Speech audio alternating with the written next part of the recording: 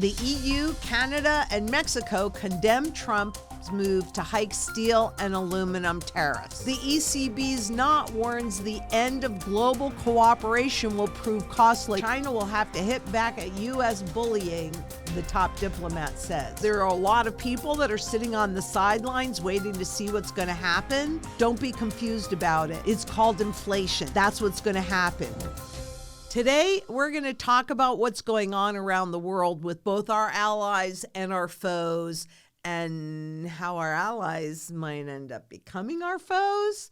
And it's important for us to understand what's going on because it impacts each one of us in terms of inflation and also in terms of security. So I'm going to just jump in. The EU, Canada, and Mexico condemned Trump's move to hike steel and aluminum tariffs. Of course they do, because that means that those products coming into the U.S. are going to be more expensive, which at least in theory, if not in practicality, means that if there is a U.S.-made substitute, then that would be more in line with buying than imports. It also gives American businesses a way to increase their prices, not as much as the tariffs would. So it increases America's corporate profitability. But let's just see what's happening, because the EU, Canada, and Mexico are all allies of the U.S.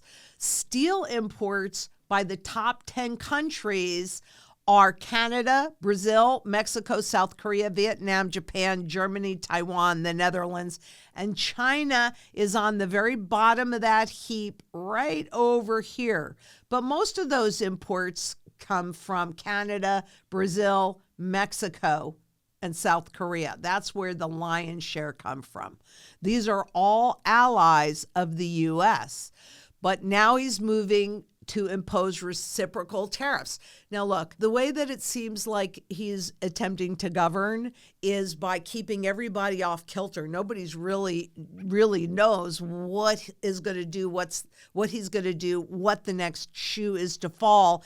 And when you're off balance, sometimes a confused mind says no. So there are a lot of people that are sitting on the sidelines waiting to see what's going to happen. Don't be confused about it. It's called inflation. That's what's going to happen. What can you do to protect yourself from inflation? You can execute the sound money strategy, which includes both physical gold and physical silver in your possession, because that will protect you from this additional inflation that we're going to be and are already experiencing. Rates will consider non-tariff barriers, including the EU's VAT tax, which is an interesting topic. I'm going to do a whole thing just on VAT so you're more clear on that, because that, of course, is being proposed here as well. And President reiterated plan to tax autos, chip, and drug imports. But they're widening. President Trump is even widening that fight to include global taxes and regulation. This is really where we're starting to get some pushback, because reciprocal tariff plan sparks rush for U.S. talks and criticism, but the plan is due as soon as April, and it expands Trump's trade war to the world. Is it going to work? Well, we're going to find out what is going to happen.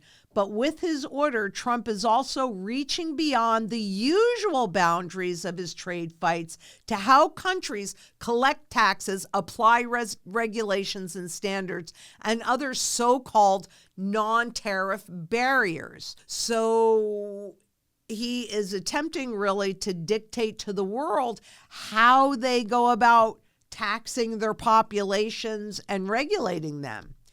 Interfering in how other countries collect taxes and impose regulations would also inevitably lead to a backlash against the U.S.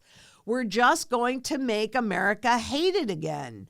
At some level, for these other countries, it's just like, Who are you to tell us that we can't regulate our own economy? So do you see this battle that is really brewing on a global scale? Of course, when you go in and ask for everything, then you have some things to give back. So frankly, this could just be a negotiation tactic.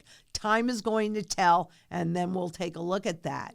But Vice President Vance delivers a broadside to Europe, fueling that growing rift. There's a new sheriff in town.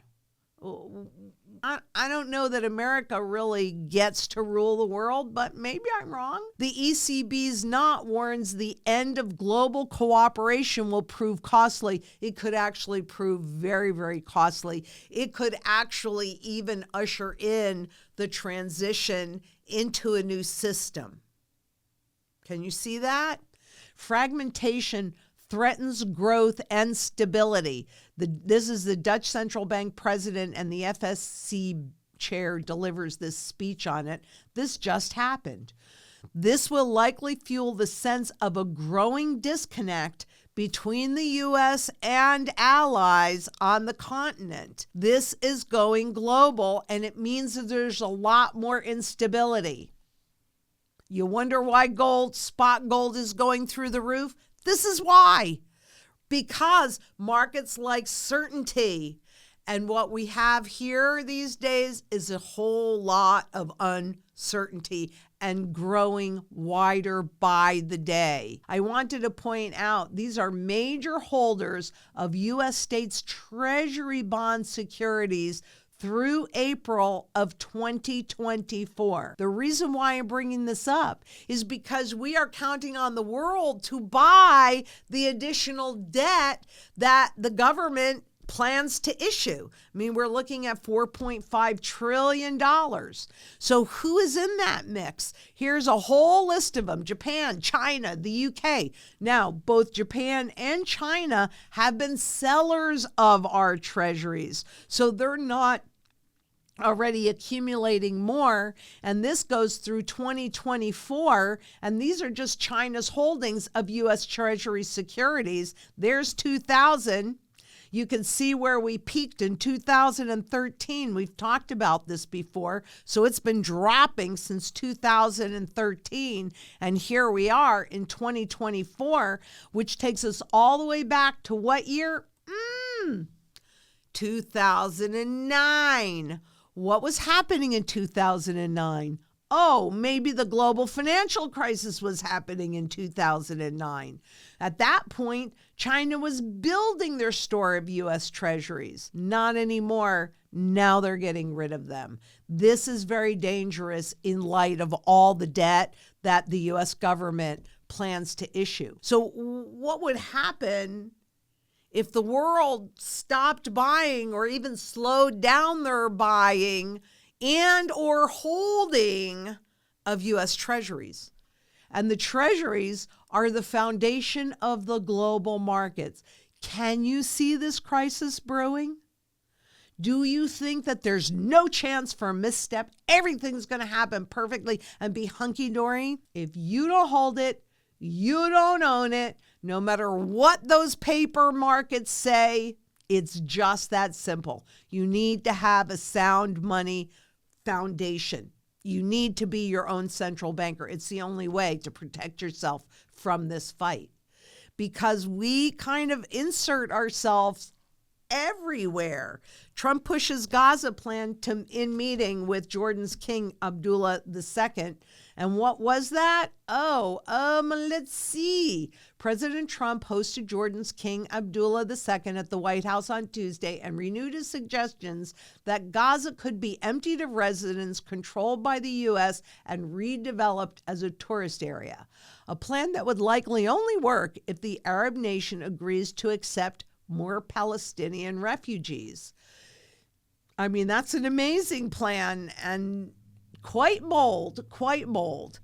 Gaza is the home to more than a quarter of all registered Palestinian refugees from the 1940s, which includes descendants of those who fled the war. Now, there are ages in here, but you can see where Jordan is, Gaza, West Bank, Syria, and Lebanon.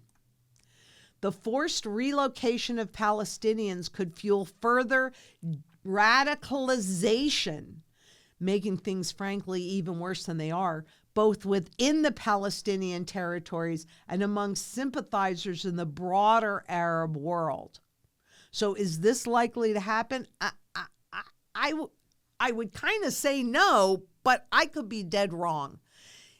President Trump is definitely being very aggressive in a whole bunch of areas, like in Russia, with President Putin, having conversations with them and not even including anybody from Europe, let alone anybody from the Ukraine.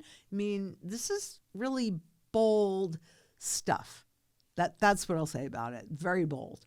And what about China? Okay, China is not our friend. It is our foe.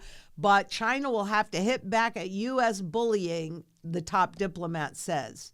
Beijing will resolutely respond to Trump tariffs. Foreign minister still says U.S.-China relations have a future. They all have a future, but what we're really watching is a renegotiation of the hierarchy of the global order. It's a new world order. That's the point that I want to bring out here. How do you think that's going to impact you? That's what you got to think about and prepare for. Because as I showed you before, China doesn't really export too much steel to us. In fact, the U.S. share of imports from China has been declining pretty substantially since about 2003, as you can see. Whereas their growing influence on a global stage is much broader, much more expansive, as you can see. So will it be the world versus the U.S.? And what do you think that might look like? And are you really even going to know? You aren't. So that's why, I'm a what if you're right and what if you're wrong kind of person, right? That's why I don't buy bullion. That's why I just buy the pre-33s, because desperate governments do desperate things. And if you look out at what's happening around the world, can you see a lot of potential chaos? Can you see any potential, oops, didn't mean that to happen, but that happened. So that's what I see. And I think it makes a huge difference. And here, even in Korea, South Korea, banks halt sales of silver bars amid soaring demand. That's what people are doing. They are buying physical gold and physical silver. Banks are halting the sales of silver bars amid surging demand driven by increasing global uncertainties brought by U.S. President Donald Trump's tariff threats. But it's so much broader than that, really.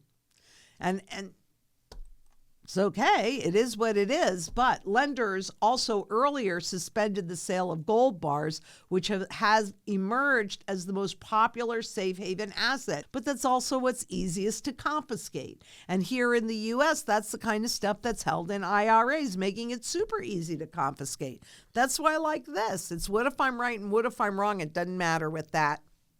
That's your insurance. And I'll tell you, too, even if you are married to bullion, because some people are, you got to do what you're comfortable with, regardless of what anybody says. But a properly diversified metals portfolio, if you're holding this, it's offset with this, right? So there are ways to put yourself in a position. What if I'm right? What if I'm wrong? It doesn't matter. And that's what I highly recommend doing, whatever your thoughts are. Due to the surge in gold and silver prices and the resulting spike in demand, which has outpaced supply, because in the physical world, there's only so much of it. I don't care what it is. I don't even care about any new findings. There is a limited supply in the physical world. The Korea Minting and Security Printing Corp halted its supply of gold bars to banks on Wednesday. The Korean Gold Exchange, for its part, had already suspended bank sales of 10-gram and 100-gram bars since October. So can you see this physical squeeze happening? What are you doing about it? Look in the mirror and ask yourself, what am I doing about it? Am I just going to let all of this gold go off the market, all of this silver go off the market? I hope you're calling us today to set a time to talk to one of our strategy specialists and get your strategy not just in place, but actually executed. What a flipping concept. It will ensure that you have the ability to maintain a reasonable standard of living and put yourself in a position to benefit from all of this chaos. What a concept. Why wouldn't you want to do that? Because there's something really interesting that's happening here in the US dollar. And what is gold telling us? Well, guess what? Against major fiat currencies, the dollar is near a high. That's why you hear that strong dollar. It's one fiat currency against another fiat currency. But against gold, even spot gold, the US dollar is tanking. What a concept. At the same time that demand for gold is surging. Emerging market demand is driving the gold price higher. This happens to be China's gold reserves and India's gold reserves. Are we really seeing everything all of the gold that they're reserving? Probably not. But as global central banks add physical gold to their reserves, isn't that interesting?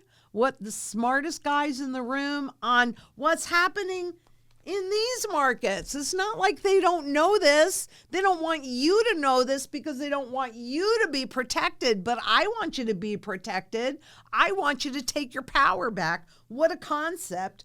What a concept of this new currency system that comes in place, actually having a component of convertible gold in it. And it must be convertible because as we've seen about Zimbabwe, and I'm doing an update on that, as we're seeing in Zimbabwe, if the public can't take the gold out of the system, you have no power. It is merely pegged. It is not backed. And gold is the only financial asset that runs no counterparty risk. Can you see all the counterparty risk that we've been talking about today? Got gold? Got silver in your possession? I hope so, because you're really, really, really going to need it. And if you haven't watched our latest videos about consumer confidence and how that's crashing, this is the piece that's holding everything together. Make sure you watch all of our content because there's so much that's coming out right now. And ignorance does not make you immune. It just leaves you vulnerable. And I don't want anybody to be vulnerable. So make sure that you share this video. If you haven't yet, please subscribe, give us a thumbs up, have this conversation. We need to get this information out to as many people as possible.